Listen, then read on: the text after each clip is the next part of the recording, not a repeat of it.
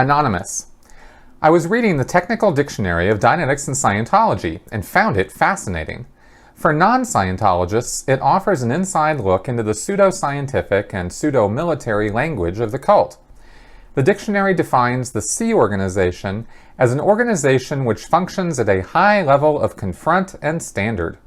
Its purpose is to get ethics in on the planet and eventually the universe. The dictionary further states in the definition of ethics that when one is ethical or has his ethics in, it is by his own determination and is done by himself. If, according to Hubbard, one can be ethical only by doing so himself, how can the Sea Org get ethics in on the universe? Doesn't this imply forcing Scientology ethics on everybody?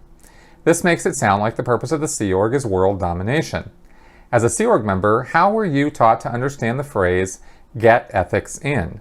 Presumably, this is a very important concept for Sea Org members, as it is the stated purpose of the organization.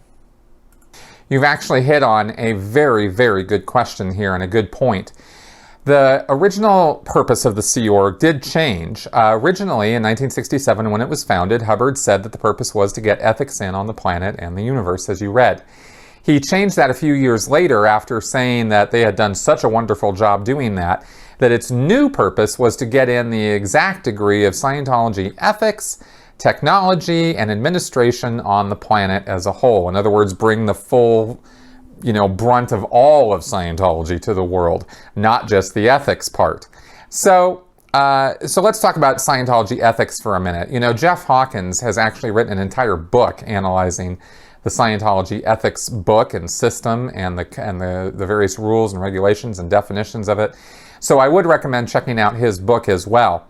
But let me just say this. In Scientology, Hubbard defines ethics as a personal thing, something that one does to oneself. Whereas justice he defines as the actions taken by a group when an individual fails to get ethics in on himself. So you could look at what the Sea Org is doing as a kind of justice action where they are saying or asserting basically that the world is out ethics. And Hubbard would have said that that was the most obvious thing you could possibly say. When you look at war and crime and the statistics of how people treat each other, stabbings, murders, the robbery, all these kinds of things, Hubbard would have said, that's people not having their ethics in, and therefore we need to move in and help them get their ethics in. And you could technically, within the world of Scientology, call that a justice action. But I think how Scientologists view it and how I sort of would have conceptualized it when I was in, it was a matter of persuasion. It was a matter of education, indoctrination, and, persuasion. So you have somebody who doesn't, in other words, the assumption is that people don't know any better, or if they do know any better, they can't help themselves because of their reactive mind or their case or whatever, the problems that they have. And especially their reactive mind forces them through pressure, mental stress and pressure, to act in a criminal fashion or act in an out ethics fashion. And so the purpose of the Sea Org was to kind of move in and go, hey, bub, what you're doing is not cool. We're going to temporarily put a restraint on you so that you cannot do those out ethics things until you have a realization that what you're doing yourself is gross, horrible, and awful, and you need to knock it off, and you need to come around to realizing that. So that's sort of the way that the Sea Org members approach it. And this can take many, many forms, right? Where that conversation is had in some fashion or another, and the person still refuses. Now we're talking mainly about Scientologists, of course, because you don't see Sea Org members going down to the ghettos or going down to places where there is, rampant criminality and running around getting ethics in on people. They do this within the world of Scientology. That's where Sea Org members have authority. So if they were to, let's say you sent a couple Sea Org members into a city church, right, Denver, and they go in there, and the statistics of the organization are not doing good. So it's assumed, if things are not going well, that ethics is out, meaning that the people running or staffing that church are doing things that are unethical, and they're hiding it, right? They're not talking about it. They're not confessing it. And so the job of the Sea Org is to come in and clean that up, and get ethics in.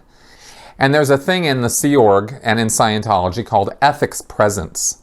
And this is sort of an authority that one assumes, where because of, with the Sea Org, because of their uniforms and the symbology of the uniforms and the rank and the dedication Sea Org members have, and because of the power that they hold, real power within the world of Scientology, if they were to come to, this city level church and start issuing orders and directions to the staff and to public, those staff and public are supposed to hop to and do those orders and follow them. So they do have authority.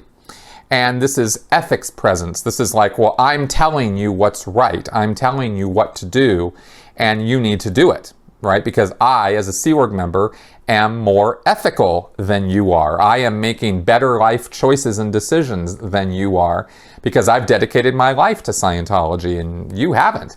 So you're a Scientologist. You know this is the only road to salvation and spiritual freedom in eternity. So when I tell you that this is what's what, if you want to keep traveling on this road to spiritual freedom and immortality, you're going to listen to what I have to say, and you're going to consider it, and you're going to change your evil, horrible ways accordingly. That's the ethics presence part of being a Sea Org member. So they come in and do this, and that's getting ethics in, right? And so they don't consider it a justice matter as such. Although this is, there's gray areas here. This isn't a black and white thing, but I'm hoping I'm kind of getting the concept across here of what Sea Org members do and how the staff and public of Scientology, responds to that. I was going to say reveres them, but it's not really revere. It's just, it's how they respond. So that is what it means to get ethics in. And Sea Org members intend to do that kind of thing with the entire world. Because it is, make no mistake, it is absolutely the goal of the Sea Org to bring Scientology to the world. Everybody. There isn't anyone that they think doesn't need Scientology. And if you think about it from their point of view, you can kind of see why, right? And it's not the Sea Org who is the only group that gets, this kind of attitude.